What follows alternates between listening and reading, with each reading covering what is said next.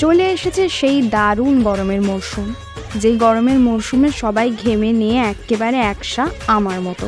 এই গরমে একটু স্বস্তি পেতে একটা আইসক্রিম খাচ্ছিলাম, আর খেতে খেতে ভাবছিলাম এই ঠান্ডা ঠান্ডা আইসক্রিমের সাথে যদি একটু ঠান্ডা ঠান্ডা হাওয়াও পেতাম, কি ভালোটাই না হতো।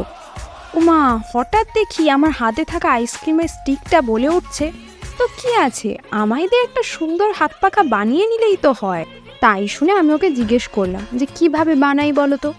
ও আমাকে বলল, এই একটা আইসক্রিম খেলে কি আর সেটা হবে, আরও কয়েকটা আইসক্রিম খেতে হবে, তবেই তো পারবে একটা সুন্দর হাত পাখা বানাতে। ওর কথা শুনে আমি কাজে তো লেগে পড়েছি। এবার তোমরা আমায় জানাবে হাত পাখাটা সুন্দর হয়েছে কি। আর হ্যাঁ, ভালো যদি লেগে থাকে হাত পাখাটা, তাহলে তোমরাও বানিয়ে নাও একটা একটা।